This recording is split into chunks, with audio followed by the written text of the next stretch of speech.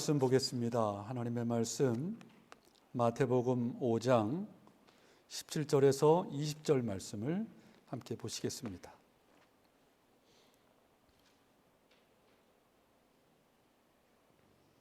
마태복음 5장 17절로 20절 말씀,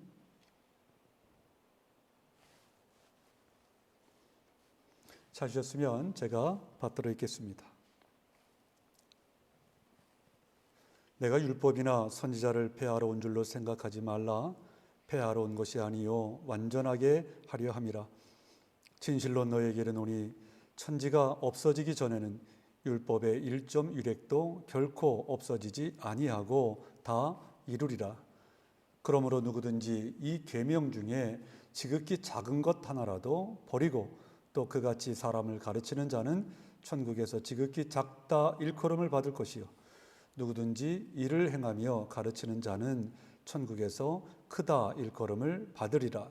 자, 20절 같이 할게요. 시작.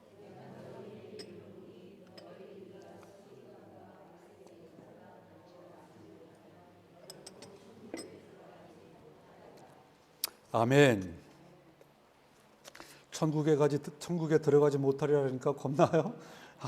아멘을 하셔야 되는데.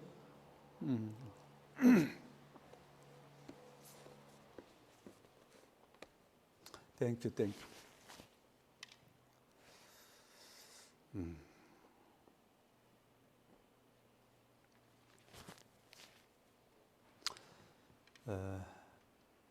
본문으로 들어가기 전에 먼저 좀 나눌 말씀이 있어요. 자, 지금 우리가 한번 잘 들어보세요. 하나님의 말씀을 듣잖아요. 네, 하나님의 말씀을 들어요. 그러면 듣는다는 것의 의미가 뭘까요? 이것은 좀 분명히 정리를 하고 우리가 가야 될 것 같아요. 여러분, 듣는다는 것의 의미가 뭐예요? 한쪽 귀로 듣고 한쪽 귀로 흘리는 겁니까? 그게 듣는 걸까요? 자, 우리가 듣는다라고 할 때 예를 들어서 집사님과 저와 대화를 해요. 대화를 하면서 가장 중요한 게 뭘까요? 집사님이 저한테 말을 할 때, 말씀을 할 때 가장 중요한 게 뭐겠어요? 듣는 태도입니다. 경청하는 태도예요. 집사님이 말씀을 하는데 내가 딴짓한다? 그러면 집사님에 대한 신뢰가 없는 거죠. 존경이 없는 거죠. 그러나 집사님에 대한 신뢰와 존경이 있다면 어떻게 해요? 귀를 쫑긋하고 말씀을 듣겠죠. 여러분, 지금 누구의 말씀을 들어요? 하나님의 말씀을 듣습니다. 여러분이 하나님을 하나님으로 인정한다면 우리의 태도가 달라져야 돼요.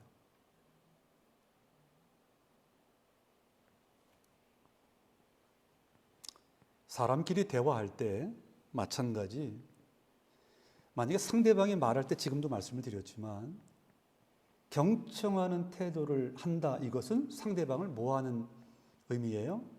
존중한다는 의미예요. 여러분, 하나님 존중하세요?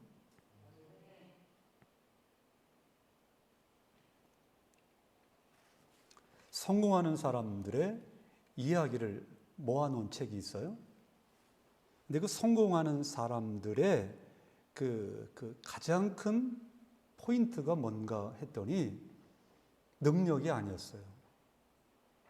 성공하는 사람들의 가장 큰 포인트는 다른 사람들의 말을 잘 들어준다였어요. 굉장히 중요합니다. 여러분, 그러면 이제 경청을 했어요. 네, 상대방을 존중해서 이제 들었어요. 말씀을 들었어요. 하나님 되심을 우리가 인정하고 하나님의 말씀을 들었어요. 그러면 들은 다음에 뭐 할까요? 지금 말씀을 듣는다는 것의 총체적인 의미를 제가 설명을 드리는 거예요. 들은 다음에 뭐 하겠어요, 여러분? 들은 말씀을 기억하겠죠. 기억한 다음에 뭐 할까요? 그 말씀을 그 말씀에 내가 동의가 됐다면, 자, 그 말씀을 기억하고 그 말씀에 동의가 됐어요. 그러면 뭐 하겠어요? 실천해야죠. 이게 듣는다는 말의 의미예요. 그러니까 우리는 말씀만 듣고 말씀만 듣기만 하고 실천하지 않는다라고 하는 것을 야고보서에서는 뭐라고 표현을 했냐면 행함이 없는 믿음이다 그랬어요. 무력한 신앙이다 그렇게 표현을 해요. 들었으면 들은 대로 행동으로 옮겨야 이것이 진정한 의미에서의 들음이에요. 여러분 이 은혜가 있기를 바라요. 정말 하나님을 여러분들이 하나님으로 인정한다면 저는 지금 하나님의 말씀을 증거하는 거지 제 말을 하는 게 아니에요. 그래서 저도 요 임무, 요 사명을 놓치지 않기 위해서 몸부림칠 거예요. 그래서 제가 드리는 기도 중에 하나가 하나님 제 형체는 십자가 뒤에 감춰 주옵시고 하나님의 말씀만이 선포되게 해주세요. 그래서 말씀을 설교를 뭐 한다고 그래요?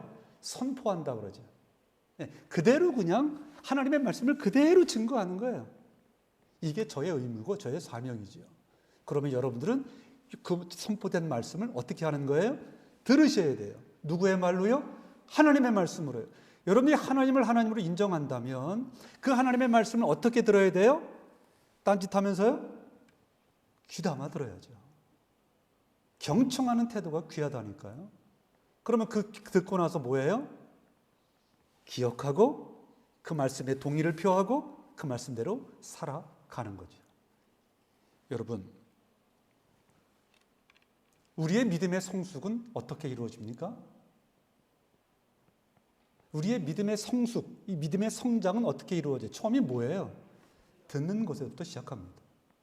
믿음은 뭐에서 남이요? 들음에서 남이요. 여러분 꼭 그렇게 해주길 바라요. 그래야 예배가 살아있는 예배가 돼요. 네. 자, 본문으로 돌아와서 본문을 보면 예수님이 말씀을 하시는데 중요한 두 가지 주제를 말씀하고 계세요. 그 중요한 두 가지 주제가 뭐냐면 첫째는 신약과 구약은 어떤 관계에 있는가 이것을 말씀을 해요.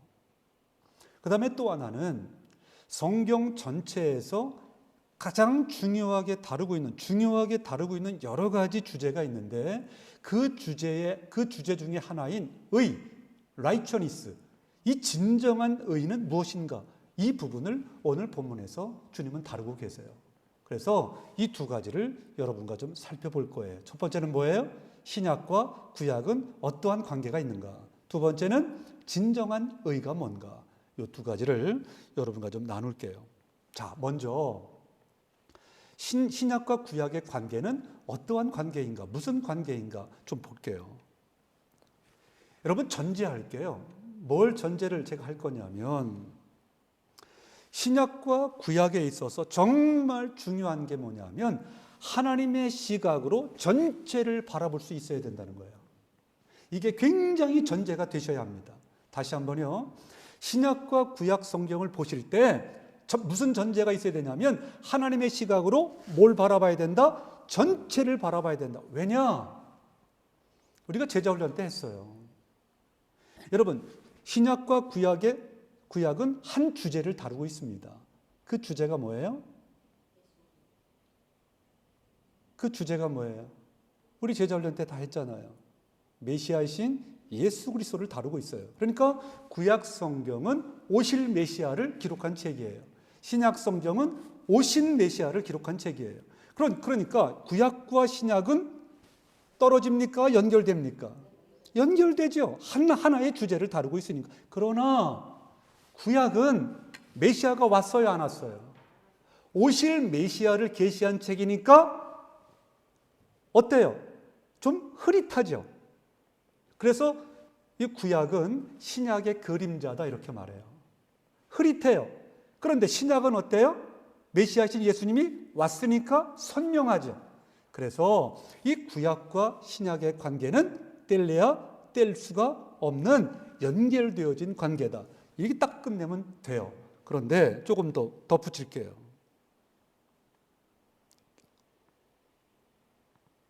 여러분 어떤 사물을 살펴볼 때는 두 가지 접근 방법이 있어요. 하나는 분석하는 거고 또 하나는 종합하는 거예요. 자, 사물을 보기 위해서 전체를 보아야 되는데 어떤 경우에는 전체가 한눈에 안 들어와요. 너무나 커가지고 도저히 이건 한눈에 볼 수가 없어서 이것을 잘라서 보아야만 할 때가 있어요. 이 잘라서 보는 것을 뭐라고 말한다고요? 분석한다 이렇게 말해요. 분석한다. 그런데 자, 시간상 그런데 잘라서 본다. 이 분석해서 보는 것이 다 좋은 거냐? 그렇지가 않아요. 어떤 때는 너무 자르다 보니까 어떤 때는 너무 분석하다 보니까 뭘 놓쳐버려요? 전체적인 그림을 놓쳐버릴 때가 많아요. 자, 실제적인 예로 여러분 자유주의 신학이라는 말을 들어보셨을 거예요. 신학의 최고의 전성기를 구가했던 나라는 독일입니다. 네, 독일에서 거반 신학이 집대성이 되었어요. 그런데 이 독일 신학이 변질돼서 지금은 자유주의 신학의 본산지가 되었어요. 그러면 자유주의 신학의 가장 큰 특징이 뭐냐면 분석하는 거예요. 자르는 거예요.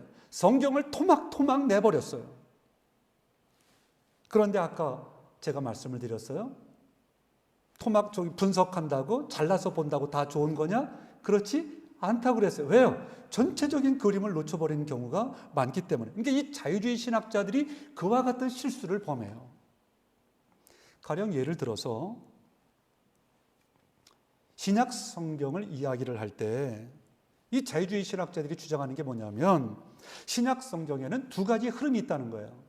하나는 복음서적인 접근이 있고 또 하나는 바울 서신적인 접근이 있다는 거예요.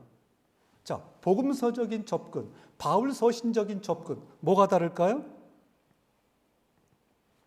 이 자유주의 신학자들이 주장하는 바예요.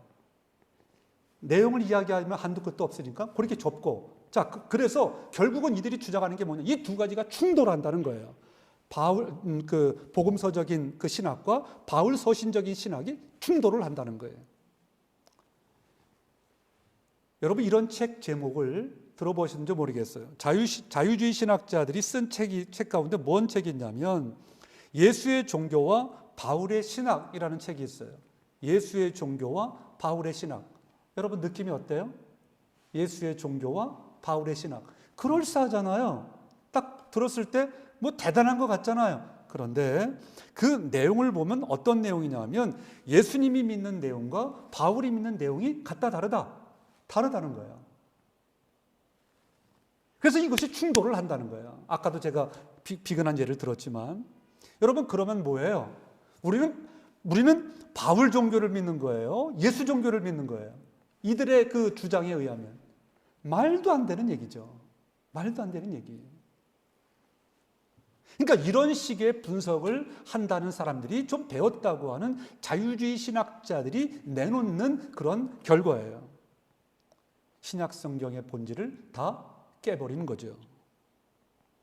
자, 그러면 신약 성경을 이렇게 접근을 하다 보면 구약 성경을 접근할 때는 뭡니까? 물을 것도 없는 거죠. 예를 들어서 간단하게 구약 성경을 이들이 접근을 할 때 문서서를 얘기를 해요. 근데 이 문서서를 얘기를 할 때 어떻게 얘기를 하냐면 이것은 큰 제사장 문서다. 이것은 신명기 이후에 나온 문서니까 피문서다. 이런 식으로 또 쪼개요. 더 나아가서 구체적으로 여러분 하나님의 이름이 여러 가지로 표현되잖아요. 그러니까 하나님을 야훼라고 하는 제이라는 문서가 있고 하나님을 엘로힘이라고 하는 이 문서가 있다. 이런 식으로 계속해서 쪼개는 거예요. 여러분 이런 식의 접근을 하다 보니까 결국은 뭐냐? 아까 신약도 그랬죠? 결국은 성경 전체의 내용이 다 사라져버리고 말았어요. 여러분 그래서 이 자유주의 신학자들이 그렇게 분석하고 해서 내린 결론 중에 하나가 뭐냐? 결국은 우리는 아까 뭐라 그랬어요? 구약과 신학은 뗄래야 뗄 수가 없다. 뭐가 주제다? 뭘 쓴 책이다? 구약과 신학은 메시아이신 예수 그리스도를 쓴 책이다. 오실 메시아, 오신 메시아 하나로 연결되어져 있다. 그런데 이 자유주의 신학자들이 내린 결론이 뭐냐? 분석해서 내린 결론은 구약과 신약은 관계가 없다는 거예요. 자, 그럼 현실적으로 와서 교회 다니는 분들 중에 그런 이야기를 하는 사람들이 있어요. 그거 있죠. 구약은 율법이고 신약은 은혜니까 구약은 읽지 않아도 돼. 신약만 많이 읽으면 돼. 맞는 소리, 틀린 소리. 무식이 용감한 거죠.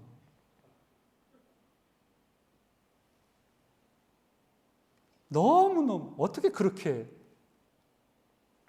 아까 제가 말씀드렸어요. 구약은 뭐라고요? 신약의 그림자다 그랬어요. 오실 메시아를 기록한 계시한 책이라니까. 그러니까 아직 흐릿해요. 왜? 아직 안 오셨으니까. 근데 점점 신약에 가면 갈수록 이 계시는 어떻게 되는 거예요? 선명해지겠죠. 그래서 신학적인 용어로 뭐라고 말하냐면 계시의 점진성이라고 말해요. 점점 이게 계시가 선명해지는 거예요. 예수님 오실 때까지. 여러분, 그래서 우리가 성경을 해석을 할 때 중요한 원리 중에 하나가 뭐냐면 선명한 원리를 가지고 흐릿한 원리를 해석해 나가야 한다. 아멘. 네, 선명한 원리를 가지고 흐릿한 원리를 해석해 가야 한다. 자, 이것을 또 실제로 한번 적용을 해 볼게요. 제가 지금 무슨 말씀을 드렸냐면 신구약의 관계에 대해서 신약과 구약은 하나로 연결되어져 있다. 명확한 관계 속에서 메시아 대신 예수 그리스도를 설명한 책이다. 말씀을 드렸어요. 그러면 전체의 틀에서 하나님의 시각을 가지고 전체를 바라봐야 되죠. 그러면 자, 이러한 신구약 관계에 대해서 명확한 이해를 가지고 있는 사람은 실제적인 삶 속에서 어디까지 가야 되냐면 어떤 사람들을 볼 때 한 면만을 보고 그 사람을 판단해서는 안 된다는 거예요.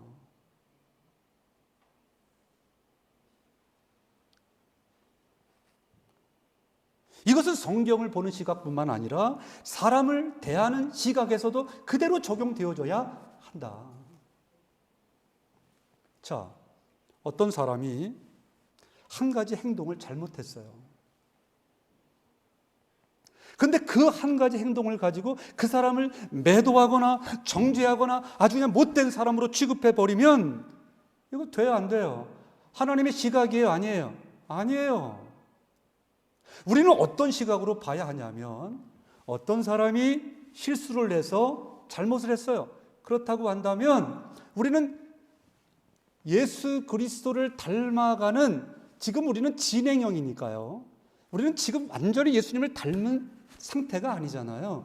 주님 앞에 서는 날 그때 완전해지겠죠. 계속해서 진행해 가는 거예요. 그러니까 그 실수도 하나, 주님을 닮아가는 하나의 과정으로 여겨줘야 된다는 거예요. 과정으로. 아멘이죠. 근데 그렇지 않고 아까 자유주의 신학자들처럼 성경을 그렇게 대한다고 한 부분만 가지고 이것이 진리인 것처럼 하나의 잘못만 가지고 그 사람이 정말로 뭐 잘못된 사람처럼 취급해 버린다고 한다면 우리가 성경 전체, 하나님의 시각으로 성경 전체를 바라보는 그런 사람으로서의 삶의 태도가 아닌 거예요. 아닌 거예요. 사랑하는 여러분, 그래서요, 우리에게 필요한 게 뭐냐면 용납하고 인내하는 게 필요한 거예요. 아멘 좀 해주세요. 아멘. 아유, 좀.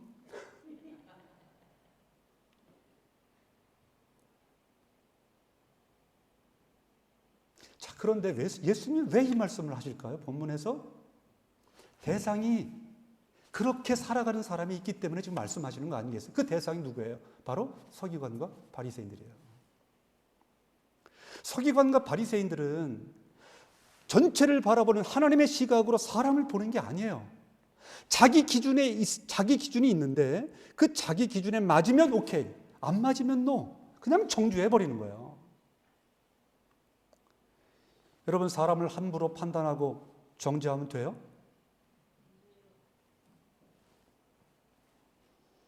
여러분, 현대 교회 가운데 왜 사람들이 상처를 받습니까?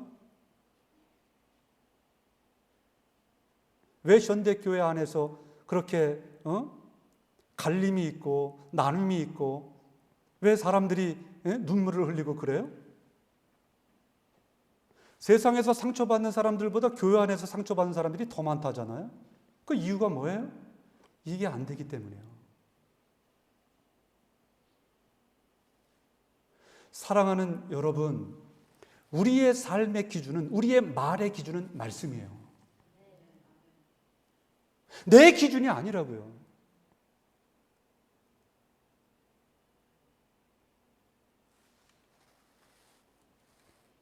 목회를 하다 보면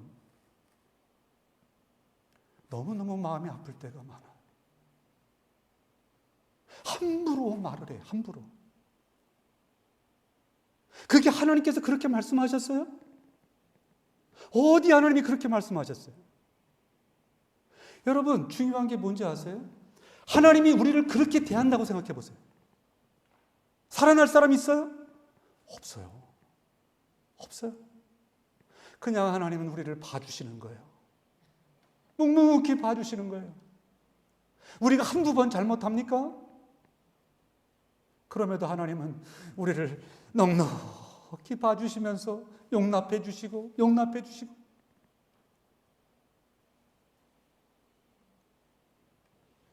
여러분, 말로만 제자교회가 건강한 교회 될 수 있어요? 말로만? 아니요. 지금 우리 안에서도 상처받는 사람이 있다니까.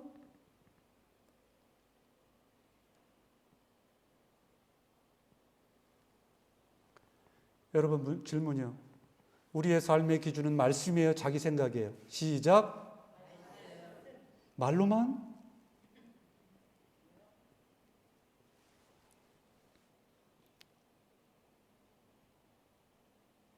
저는 이렇게 이제 그 삶을 살면서 가장 그 뭐라 그럴까요? 저를 잘 아는 사람이 제 아내잖아요. 이게 어떤 때는 나도 실천을 하지 못할 때가 많더라고요. 제 아내한테만큼은 말을 함부로 할 때가 있고, 함부로 막 편하게 할 때가 있고. 그러면 제 아내는 되돌아서 눈물을 훔치겠죠.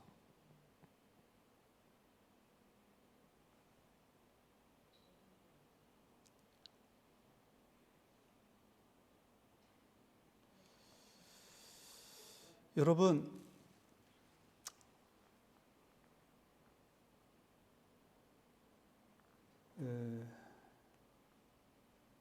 이게 참 내가 이렇게 보면 쉽지가 않은 게,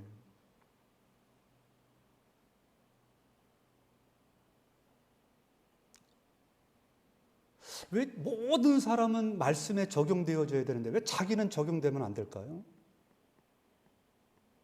옳은 말은 너무너무 잘해. 옳은 말은. 근데 자기는 아닌 거야.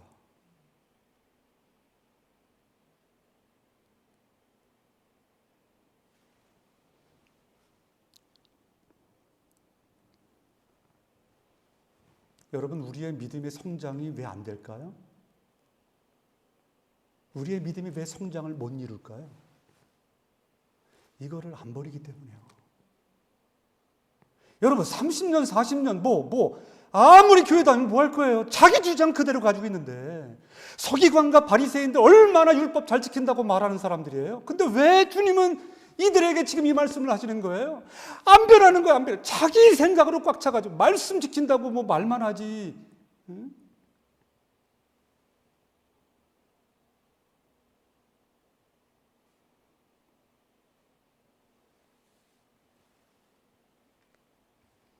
여러분, 우리 제자교회가 소망 있는 교회가 되게 해주세요.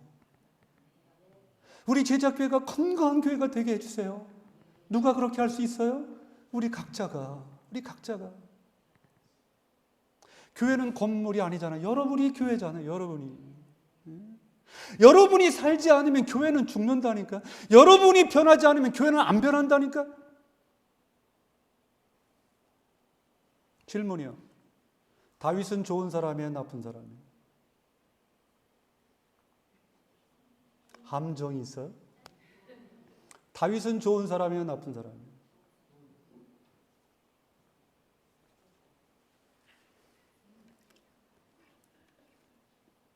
여러분 다윗만큼 하나님 앞에 그런 말 들은 사람 있어요? 내 마음에 합한 자다. 아유, 전 그래서 이제까지 계속해서 1월 1일 그 소무영신 예배 때 이렇게 기도 제목 내놓잖아요. 그러면 항상 그 제목을 내놨어요. 하나님의 마음에 합한 종이 되고 싶어요. 근데 그게 얼마나 힘든 거예요. 그만큼 하나님 앞에 인정받았던 사람이 다윗이에요. 이스라엘의 역사 동안에 이스라엘 백성들이 가장 존경하는 인물 중에 하나가 다윗이에요. 그런데 다윗이 죄를 졌어요. 우리아의 아내 밧세바를 취했어요. 그것도 모자라 그 남편 우리아를 전쟁터에 보내가지고 죽였어요. 요것만 놓고 보면 좋은 사람, 나쁜 사람. 그런데 하나님이 그렇게 평가했어요? 아니요. 처음부터 끝까지를 놓고 다윗을 평가할 때 하나님은 너는 내 마음에 합한 자다. 우리가 용납하고 인내하고 품어주고 그런 좀 넉넉함이 우리에게 있어야 우리는 하나 될 수 있고요. 우리는 건강한 교회 될 수 있고요. 아멘을 안 하시는데요. 우리는 하나 될 수 있고요. 건강한 교회 될 수 있고요. 하나님이 기뻐하시는 교회가 될 수가 있습니다.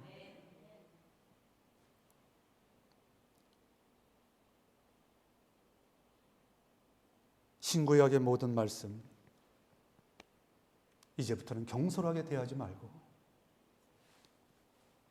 분석뿐만 아니라 어느 경우에는 분석도 해야죠. 그러나 분석뿐만 아니라 종합할 수 있는 중요한 시각이 뭐라고요? 신구약을 대할 때 중요한 시각? 하나님의 시각으로 전체를 바라볼 수 있는 그런 좀 믿음의 온전한 하나님의 시각을 가진 여러분이 될 수 있기를 바랍니다. 신약과 구약의 관계는 어떤 관계? 뗄래야 뗄 수 없는 아주 긴밀한 관계, 연결되어진 관계. 그래서 전체를 하나님의 시각으로 전체를 바라볼 수 있는 눈을 우리는 가져야 된다. 오늘 주님께서 그 부분을 말씀하실 때 제가 이렇게 정리를 해드렸으니까 꼭 그렇게 하셔야 돼요. 자, 두 번째, 진정한 의가 뭔가 이거를 말씀을 하세요. 이 말씀을 여러분한테 드리려고 할 때 좀 더 깊이 있는 설명이 필요하다 싶어서 제가 마틴 로이드 존스 목사님의 그 산상수훈 강해 그 내용을 좀 요약해서 말씀을 드릴게요. 이 책인데 이 책에서 제가 너무 분량이 많으니까 간단한 것만 좀 간추려서 말씀을 드려보면 그 책에 보면 이거예요. 바리새인의 의와 예수 그리스도를 믿는 우리가 가지고 있는 의의 차이점은 무엇인가에 대해서 말을 하면서 구체적으로 바리새인의 의의 문제점을 지적을 해요. 그러면서 우리에게 적용을 시키죠. 자, 세 가지를 말해요. 첫째는 잘 들으세요. 바리새인의 의의 문제점이 뭐냐? 첫째는 이들의 의는 외형적인 의라는 거예요.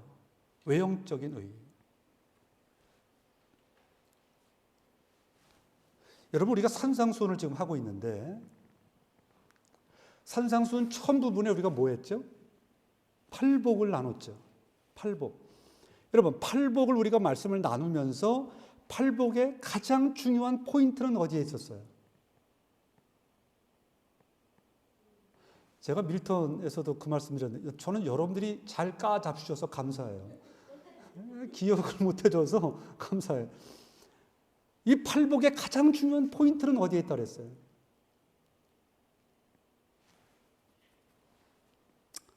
가장 중요한 포인트는 뭐냐면 내면의 변화가 바깥의 변화를 가져온다.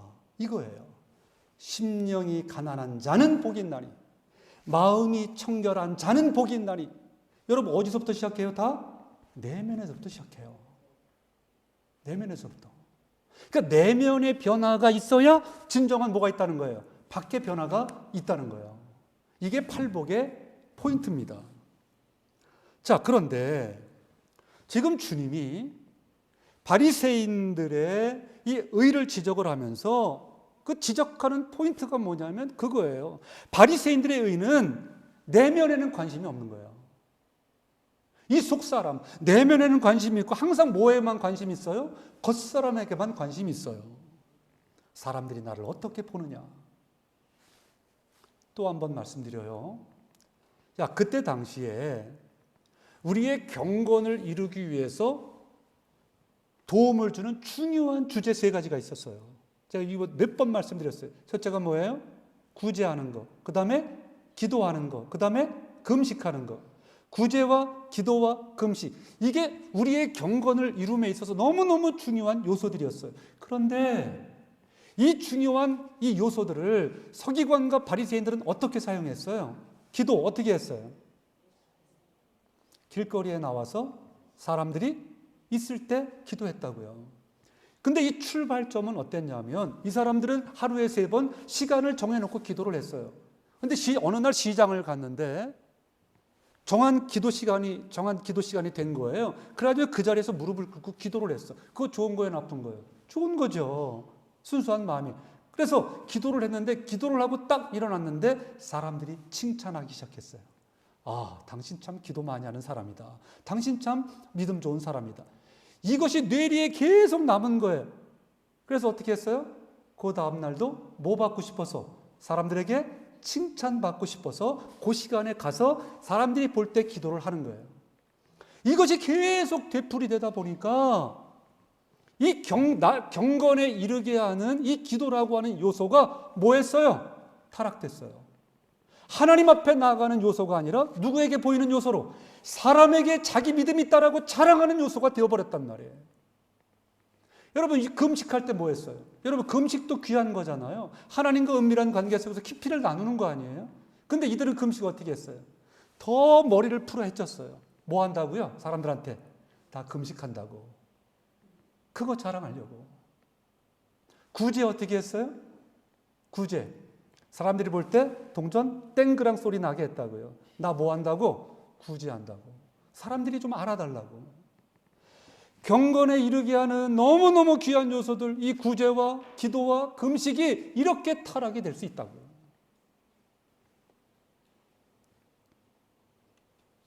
여러분, 질문할게요.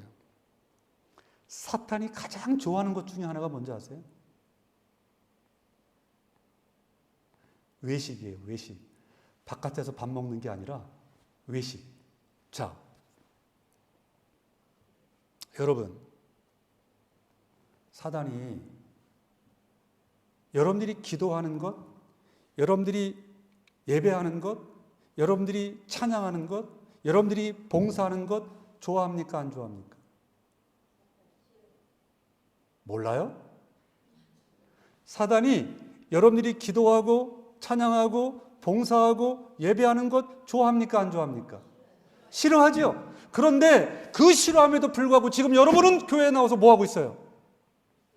예배하고 있잖아요. 예배. 승리하셨잖아요. 사단이 그렇게도 싫어하는 기도 하시잖아요. 사단이 그렇게도 싫어하는 찬양 하시잖아요. 사단이 그렇게도 싫어하는 충성 봉사 하시잖아요. 그러면 사단이 기브업하네? 그 다음 전략이 있어요. 그게 뭘까요? 예배를 드리는데 예배를 방해했는데도 불구하고 나왔어. 그럼 사단이 기브업하나?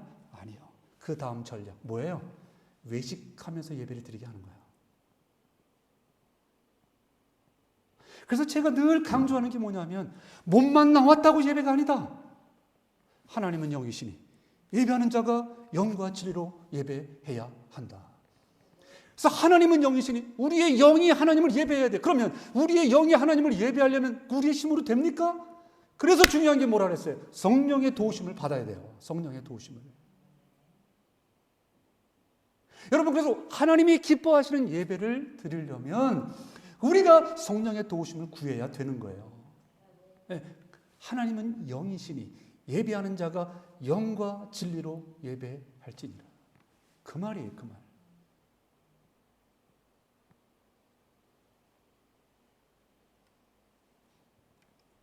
여러분 기도할 때 제가 아까 서두에 그런 말씀 드렸잖아요. 시편에 그런 기도 있잖아요.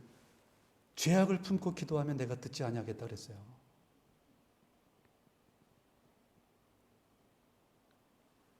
제가 전에 교회에 있으면서 정말 마음에 상처를 받았던 것 중에 하나가 뭐냐면, 기도를 정말 많이 하는 사람들, 뭐 2시간, 3시간 새벽기도 나와서 한다는 사람, 그 사람들이 문제의 항상 중심이야. 그거 왜 그럽니까? 왜 그래요? 기도가 진정으로 하나님과 교통하고 있는 거예요? 나와서 하는 말이, 나 기도 많이 한다 이거예요. 건들지 말라 이거예요. 이런.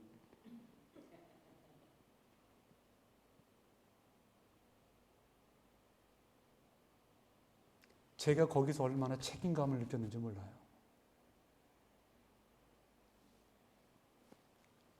그런 분들이 나한테 요구하는 것들이 있어요. 나는 하나님의 종이지 그분들의 종이 아니다. 그런 부분에서 힘들었던 거예요, 제가.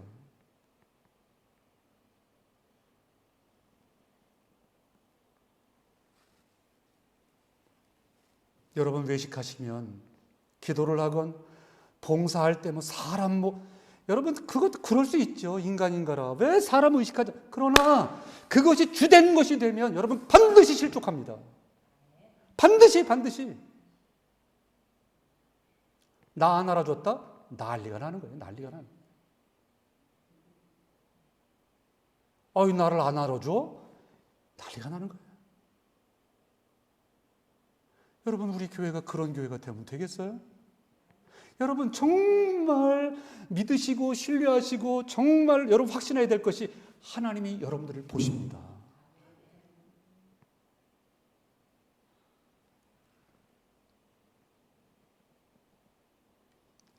이걸 어떻게 증명을 할 수 있을까요? 정말 하나님 살아계세요. 네? 내가 이번 주에 우리 애들 좀 만나고 왔어요. 사우스캐롤라이나 우리 둘째 애가 거기 갔다고 그랬는데, 이사를 하는데 너무 관심을 못 가져줘가지고 그냥 같이 좀 이렇게 이야기 좀 해주고 싶어서 잠깐 갔다 왔는데,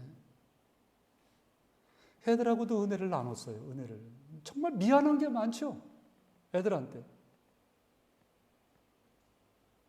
그러나 그럼에도 불구하고 똑같이 9시에 정한 시간에 기도했거든요. 같이 모여서 기도가 너무너무 많이 애들이 달라졌어요. 너무너무 감사했어요. 너무너무 감사했어요. 여러분 자녀들이 어떻게 되기를 원하세요? 여러분들의 최고의 관심은 뭐예요? 자녀를 향한 여러분의 최고의 관심은 뭐예요? 뭐예요? 어떻게 하면 돈 많이 벌어가지고 물려주는 거예요? 할렐루야, 할렐루야. 그게 최고입니다, 최고. 여러분, 진짜로요. 여러분의 자녀들이 하나님을 의지하는 하나님의 자녀로 여러분들이 최선을 다해서 도우면 하나님이 여러분의 자녀를 책임져 주세요. 가장 영광스러운 삶을 살 수 있도록 하나님이 그렇게 인도하십니다. 걱정하지 마세요. 걱정하지 마세요. 그 아들이 어떤 잡을 갖든 어떤 직업을 갖든 어떤 위치에 있건 간에 하나님의 영광을 위해서 살아가는 당신의 자녀로 하나님께서 삼아 주실 거예요.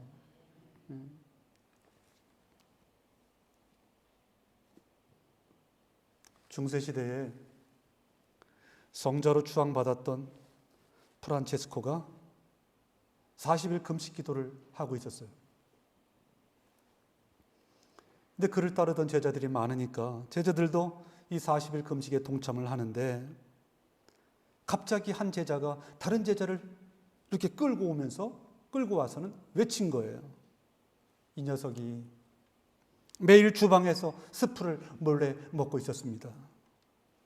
그래서 나는 3일 전부터 어디선가 음식 냄새가 나가지고 몰래 따라가 봤더니 진짜였습니다. 선생님, 얘를 좀 혼내주세요.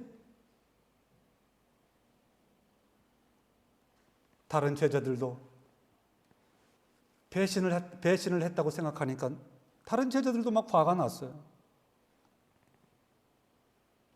이 이야기를 듣고 있던 프란체스코가 말합니다.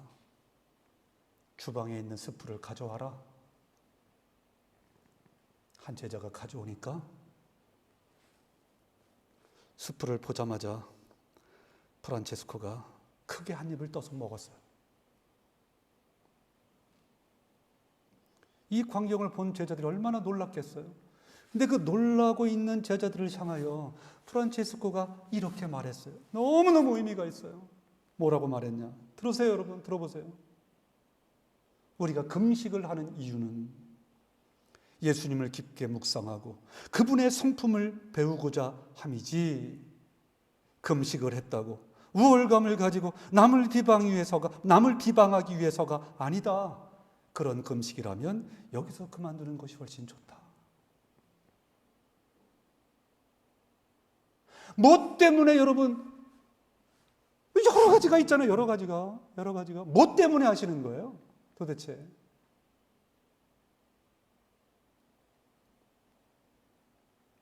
아까도 제가 말씀드렸지만 지금 예수님이 말씀하시는 이 대상은 서기관과 바리새인들인데, 이 서기관과 바리새인들은 누구보다도 그때 당시에 율법을 잘 지킨다고 하는 사람들이에요. 그런데 왜 예수님이 그들을 책망하시는 거예요? 왜 책망하시는 거예요? 서기관과 바리새인들이 외식을 하고 있기 때문이에요. 하나님께가 아니라 사람에게 보이려고.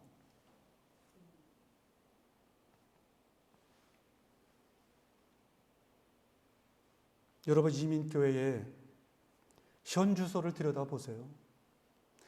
이 이민교회의 바리새주의가 너무너무 팽배해요. 여러분, 우리나라 사람들 이 기본 이 의식 구조 속에 이 베이직에 뭐가 깔려 있냐면 유교주의 사상이 깔려 있어요. 유교주의의 특징이 뭐예요? 유교주의의 특징이 뭡니까? 어흠하는 거 아니에요? 팔자고름 걷는 거 아니에요? 완전히 형식주의 아니에요? 부모님 돌아가시면 살아계실 때 못하던 사람들이 부모님 돌아가시면 뭐 대단한 뭐 하고. 우리 기독교는 그거 아니잖아요. 살아계실 때 잘 섬겨야지. 그런데 그게 은연중에 우리 가운데 있는 거예요. 이민교회도 마찬가지고 한국교회도 마찬가지고. 여러분, 우리가 섬김이 잘 안 되는 이유가 뭘까요? 왜 교회 안에서 섬김이 잘 안 됩니까? 이유가 뭐예요? 왜 가만히 있던 집사가 장로가 되고 아니면 권사가 되고 막 그랬는데 왜 오히려 권사가 되고 장로가 되고 집사가 되고 어느 경우는 목사가 되고 해서 왜 섬김이 더 잘 안 될까요? 이유가 뭘까요? 나는요, 그 평신도들이 이렇게 직분 맡고 나서요 변하는 사람들을 너무 많이 봤어요. 그 왜 그럴까요? 이유가 뭐겠어요? 이거를 하나의 서열로 생각하기 때문이에요. 이거는 너무 아닌 거죠. 누가복음 11장 39절에 보니까 제가 못 써왔는데 주께서 이르시되 너희 바리새인은 지금 잔과 대접에 겉은 깨끗이 하나 너희 속에는 탐욕과 악독이 가득하도다. 뭘 강조하시는 거예요, 주님이? 여러분, 결코 놓치지 마셔야 돼요. 거칠애가 아니라 뭐가 중요하다? 내면이 중요하다. 내면이 중요하다. 외형적인 것에 여러분 빠지게 되면 반드시 뭐한다? 실족한다. 사람 의식하고 여러분 신앙생활 하시면 반드시 실족한다. 명심하셔야 돼요. 내 눈에 보이지 않지만 우리 하나님이 나와 여러분을 바라보고 계십니다. 그 하나님이 나를 인정하시면 되는 것 아니겠어요? 가장 확실한 건 아니겠어요? 또 하나, 이 바리새인의 의의 문제점이 또 하나가 뭐냐면 외형적인 의고요, 또 하나 부분적인 의예요. 좀 빨리 할게요. 여러 차례 반복했듯이 여러분, 이스라엘 백성들에게 율법을 지키라고 줬어요. 그런데 율법을 다 지킬 수 있었어요? 지킬 수 없는데 그들은 자랑하고 싶어요. 서기관과 바리새인들은 나 율법 지켰다고 자랑하고 싶은데 그 율법을 다 지킬 수가 없어. 그래가지고 자기들이 지킬 수 있을 만한 것만 뽑아가지고 따로 만들었어요. 그게 뭐예요? 그게 탈무드예요. 그래서 그 탈무드를 지키면서 뭐라고 하냐면 나는 율법 다 지킨 사람이라는 거예요. 응? 여러분, 그런데 죄송한데 누누이 이것도 제가 강조했어요. 우리에게도 탈무드가 있어요. 주일 예배 드리고 11조 드리고 봉사, 주방에서 봉사하고 무슨 뭐 성가대하고, 우리 교회는 아직 성가대 없지만 이런 것 하면 자기 스스로 뭐라고 생각하냐 하면 주일 성수하고 뭐 새벽 기도하고 이런 거 하면 뭐라고 생각, 나 믿음 좋은 사람이야 라고 생각해요. 여러분, 질문이요. 기도하면 할수록 나타나는 열매가 뭘까요? 기도하면 할수록 나타나는 열매가 뭘까요?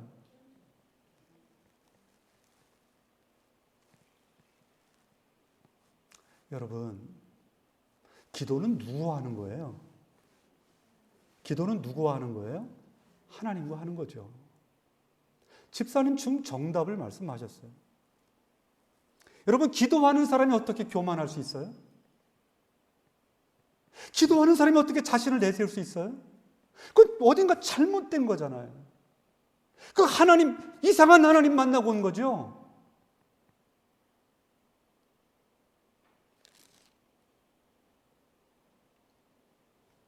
여러분, 잘 들으세요.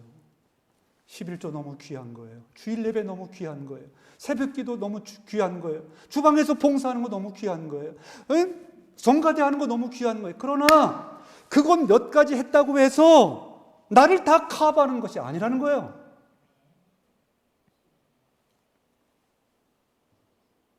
중요한 게 뭐냐?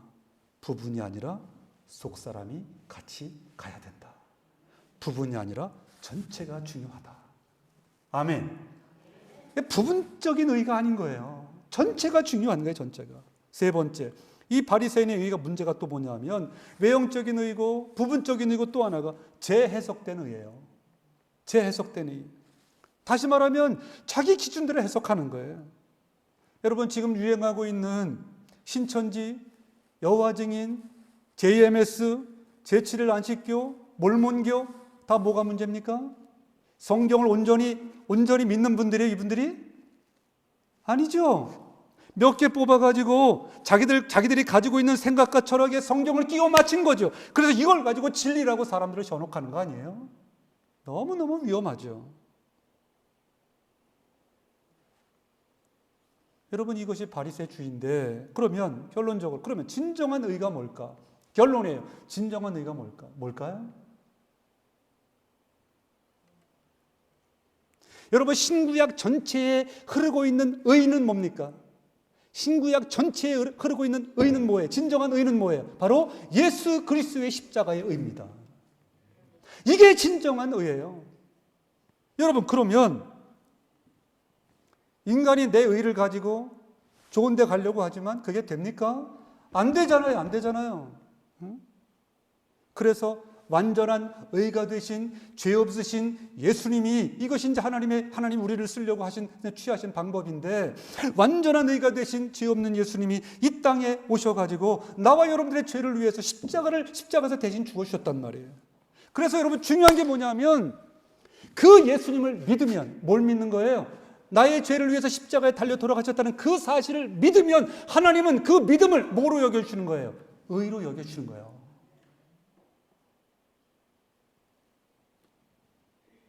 여러분, 그래서 우리가 구원받을 수 있는 방법은 오직 하나, 뭐다? 예수 그리스도의 십자가의 의밖에 없다. 예수 그리스도를 믿는 것밖에 없다. 말씀을 맺어요. 20절, 내가 너에게 이르노니 너희 의가 서기관과 바리새인보다 더 낫지 못하면 결코 천국에 들어가지 못하리라.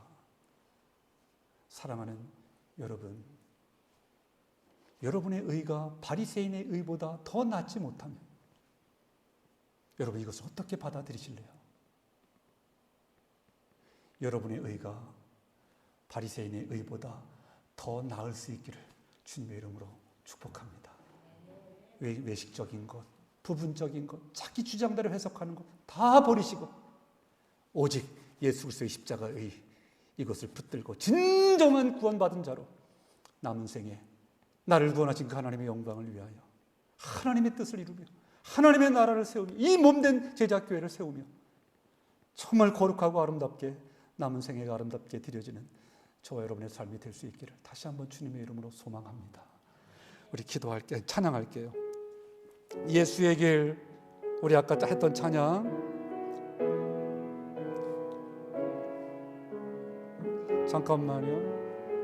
잠깐만요. 다시 전주 다시 한 번 해주세요.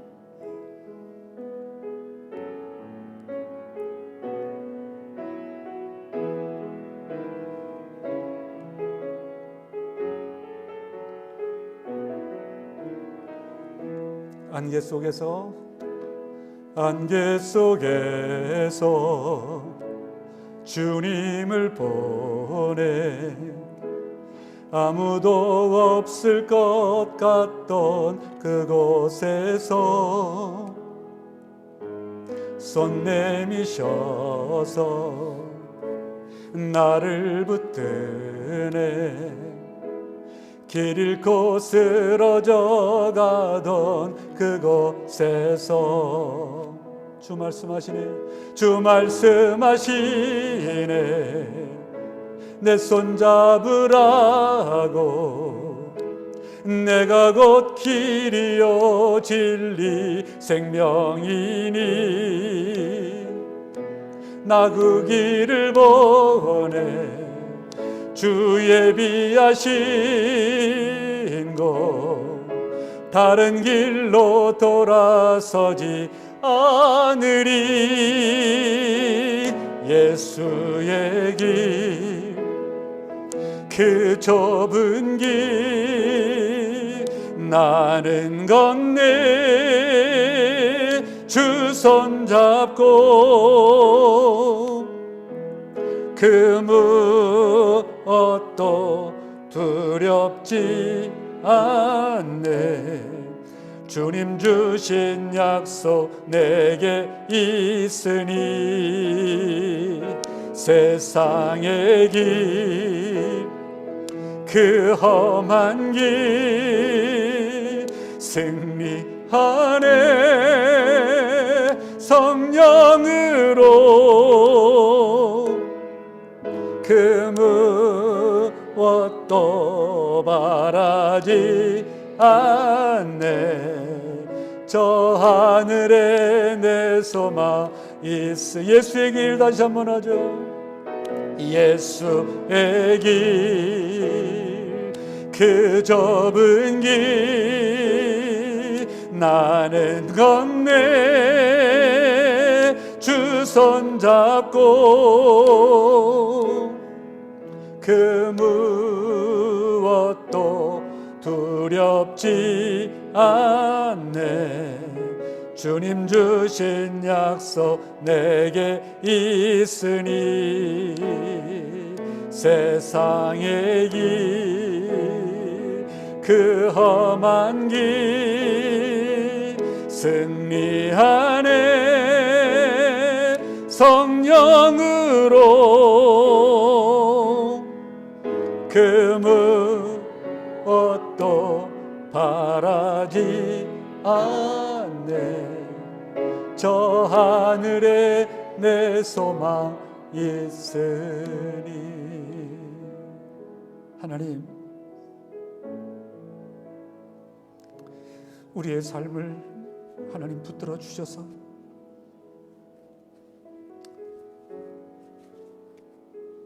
바리새인의 의와 같은 외형적이고 부분적이고 자기 주장을 내세우는 그런 의가 아니라 예수 그리스도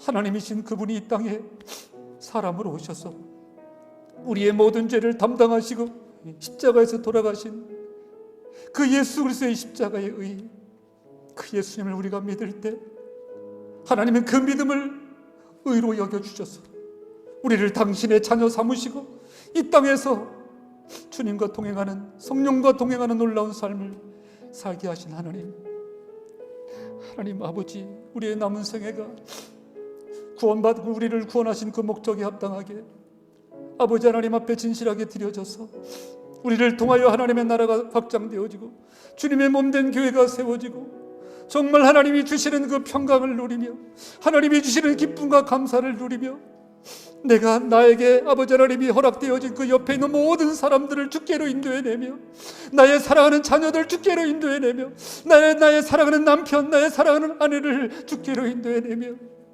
하나님 주님과 아버지 하나님이여 동행하며 정말 이 땅에서 하나님이 원하시고 바라시는 삶 살아내어 하나님의 뜻을 이루어드리는 주님과 같은 삶을 살아가는 우리 모두가 되게 하옵소서. 하나님 귀한 예물을 하나님 앞에 바칩니다. 이 예물을 드린 손길을 사랑하시고 이 땅에서 이 물질이 얼마나 귀한 대접을 받는데 그러나 그럼에도 불구하고 하나님의 은혜가 베푸신 은혜가 너무나도 감사해서 믿음으로 구별하고 분별하여 하나님의 것을 하나님의 것으로 분별하여 주님의 손에 올려놓습니다. 저들의 믿음을 헤아리시고 이 땅을 살아가는 동안 하나님의 은혜로 넉넉한 가운데 마음껏 하나님의 영광을 위하여 살아갈 수 있는 귀한 성도들, 귀한 가정들 다 되게 하여 주옵시고 바쳐진 예물 하나님의 뜻만을 위하여 하나님의 영광만을 위하여 쓰임받는 예물이 되게 하옵소서. 예수님의 이름으로 기도 올리옵나이다.